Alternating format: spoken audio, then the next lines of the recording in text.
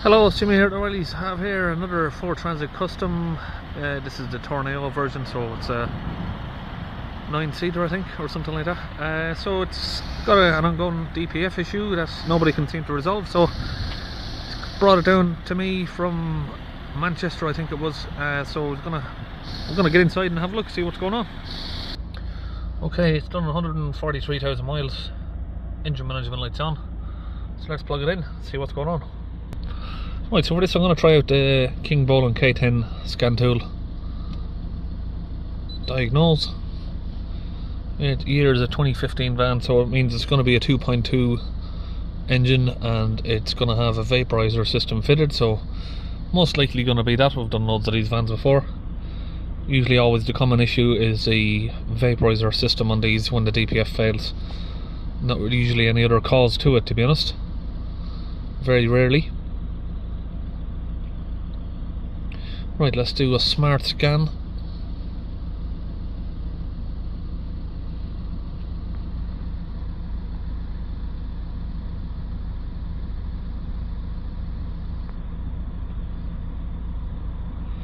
You can see this, it's doing the job, but a little bit slower than my tab tray, of course. There's a big price difference. My tab tray would have been finished by now in a few seconds. But just going to use the King Bolin for a few days and see what it's capable of doing and what it's capable of not doing. You can see we have all the same sort of setup here as the Launch UK tab 3. So we have a glow plug on cylinder 4. Now normally I'd say the glow plug is going to affect your DPF, but on this particular model with the vaporizer system on it, it doesn't seem to affect it. Not one single glow plug anyway. Right, this is very rare code for this model of van. I don't usually see a P2002 code on one of these engines. So we've also got the temperature too low for the DPF, which temperature too low. So let me go back into these codes, just explain what each one of these codes mean to me. So exhaust temperature too low for the particle filter regeneration is probably because the vaporizer is blocked. The vaporizer injects fuel into the DPF that raises the temperature, and if that's blocked, it's not getting the fuel in there, or it's only getting a little partial amount of fuel coming in. P2002 could mean that the DPF has cracked, so there's no pressure within the DPF. We're going to need to go to some data streams to see if we can figure out what's going on here.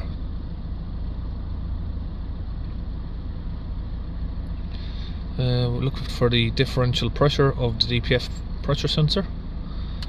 Click those.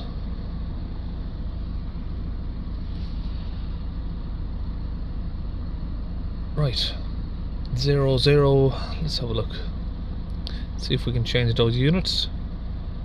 Put those to HPA. Well, we have 0 so far, so it's not looking good. Maybe the DPF's damaged. Let's try rev it up a little bit.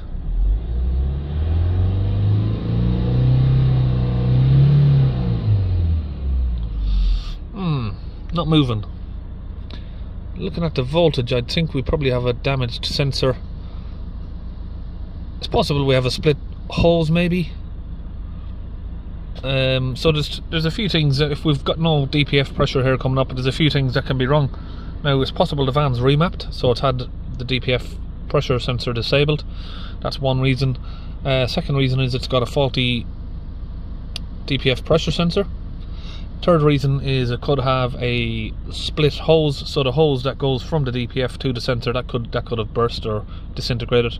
The fourth reason could be that the DPF itself has shattered, so there's no resistance within the DPF, so the DPF is shattered, broken pieces, and it's now just free flowing.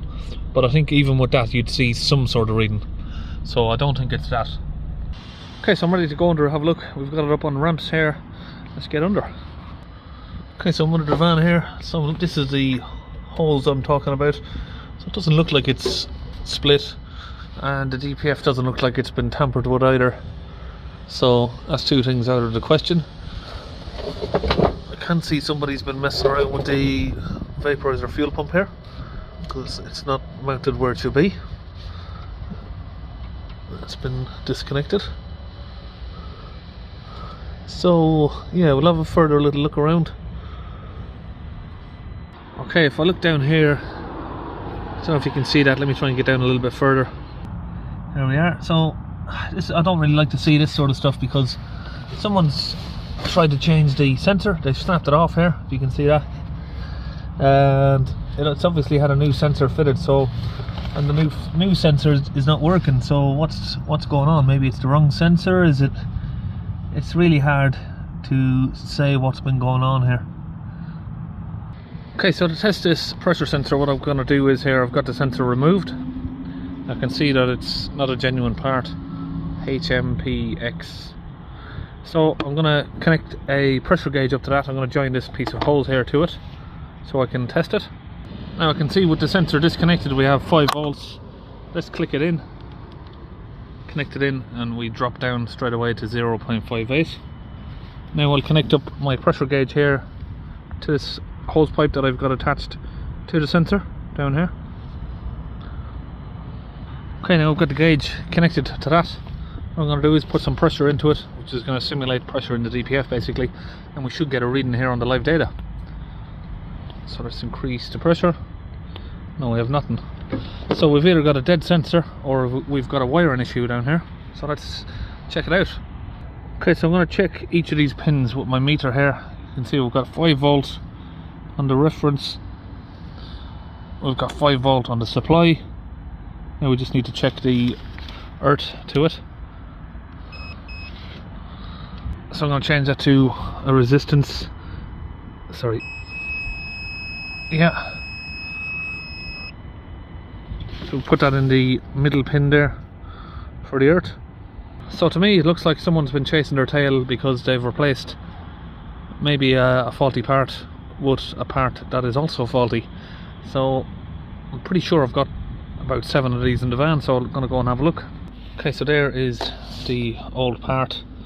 I've definitely got some of these in here. This one right here, this is it. I've got 5 or 6 more of them down there somewhere. Let's have a look. It looks right. Okay, so we've got that genuine forward sensor now plugged up. If we increase a little bit of pressure on here now, you can see that that's reading. And if we get that up around 50, which is 500 on there, just make sure it's sort of close on there. It looks the same. 530. So we know that sensor's working okay.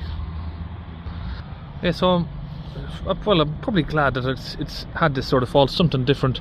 And if you've got a similar fault yourself, you know, if you're just going to chuck a sensor on and hope that it works, at least this way you know how to test it and how it should work.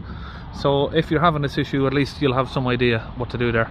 Okay, so now we're back in the van with the sensor connected up. We can see there we have live data of the vehicle idling at around 28 HPAs. If we hold it up to 3000 RPM, try and hold that steady.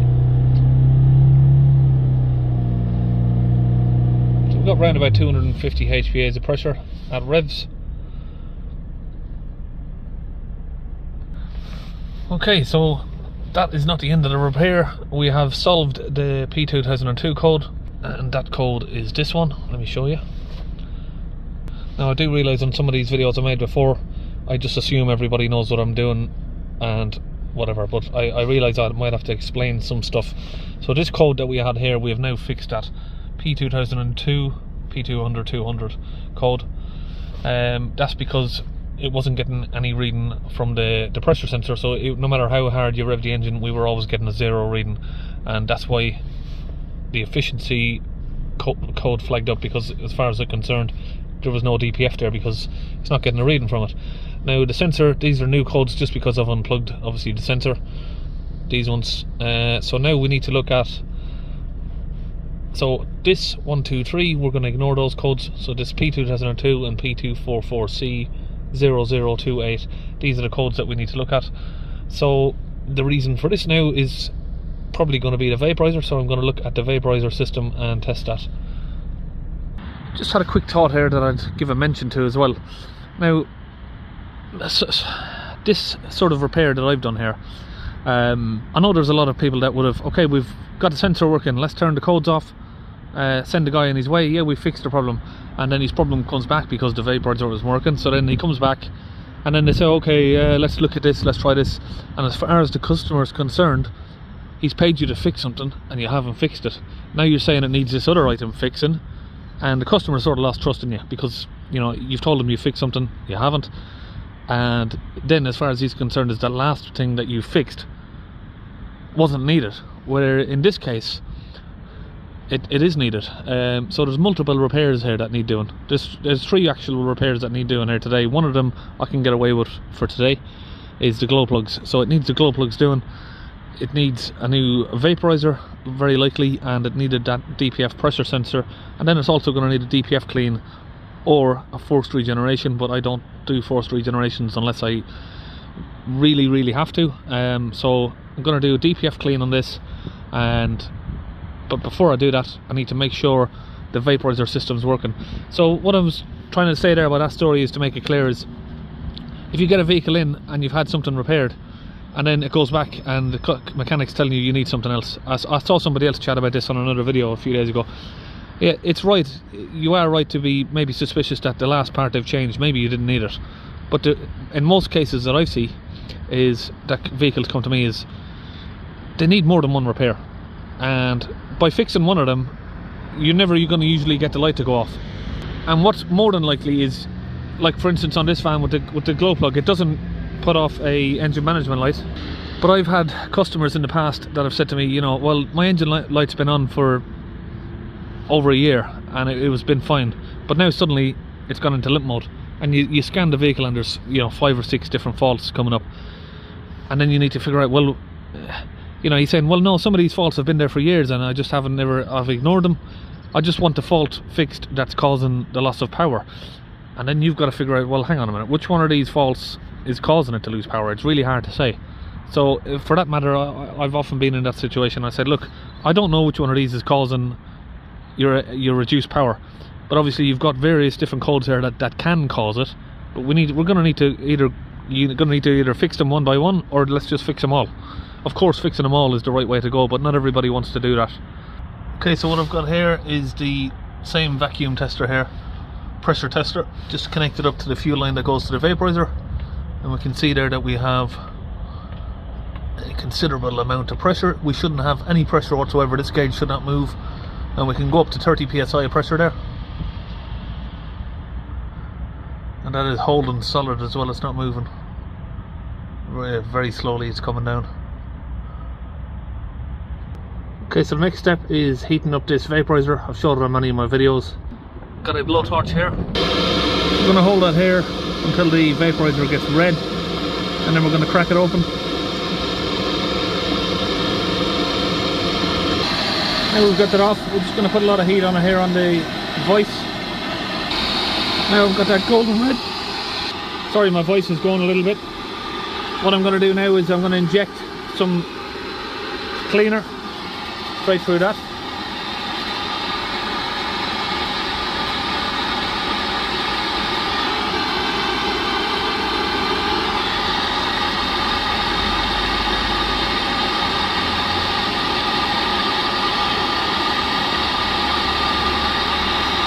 Okay, so now if we squeeze the trigger on this, we can see we've got a nice clean vaporizer, so it's not blocked anymore. That's the little port there that gets blocked.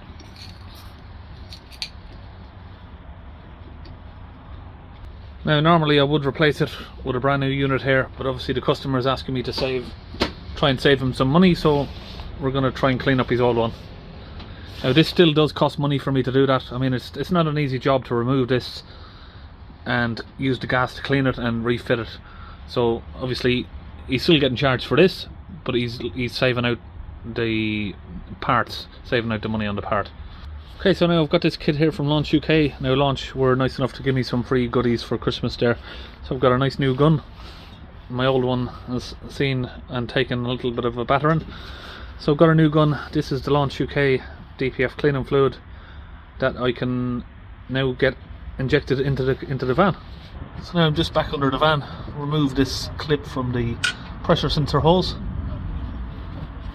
That's nice and easy to get off because obviously somebody's had that off before me.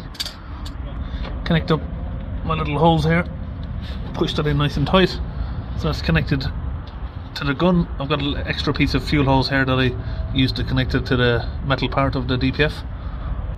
Now we can just squeeze the trigger and we'll get this DPF cleaning fluid in. You can hear now the compressors come on. That's going in at 130 psi, and we have 1 litre of fluid in here. That is pre-mixed 50-50 with water.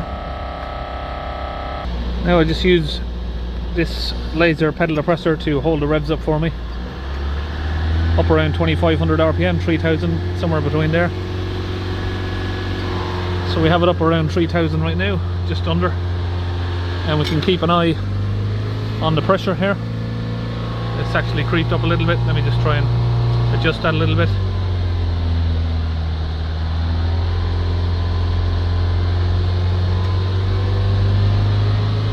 It's really hard to get them to stay in one position. There we go. So now if we keep an eye on that on a graph, we've already missed half of it, so it's come down, you can see it coming down there.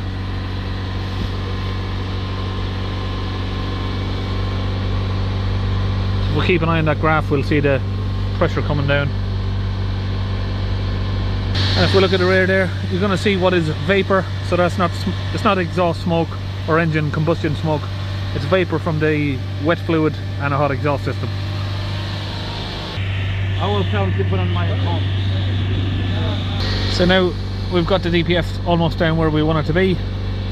And what this does is this just cleans the DPF without raising the temperature. So it's a nice safe way to do it.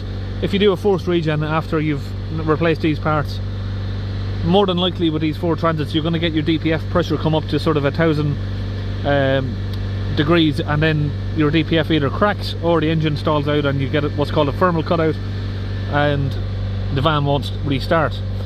So, well, I was going to show you the temperature. Let's have a look. Exhaust, pressure, temperature. So you can see there we're only at 95 degrees.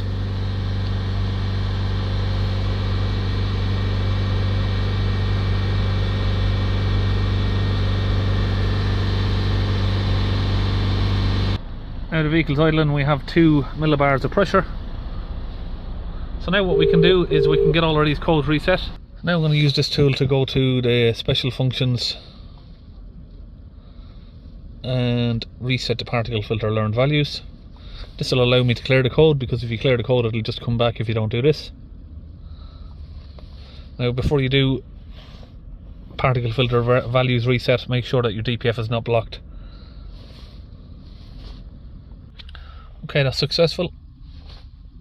Now because I've also replaced the pressure sensor, we're gonna do the replacement of that as well. Reset the learned values. So that's going to calibrate the sensor in.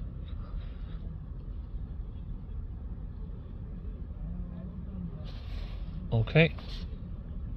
So now that that's done, we can clear the fault codes.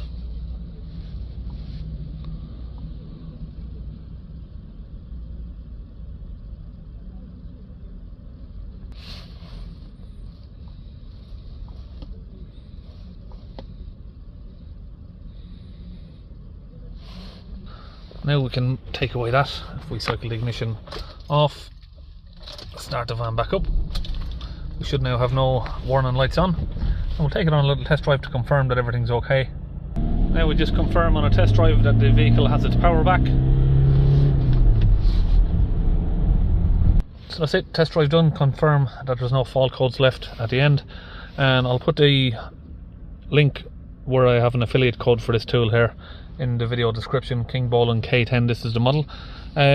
Retails at around about £800 I think, but there are cheaper models. You can get a K8, K7, which go down to £300 to £400. So yeah, basically that's it. We're just about finished on the job.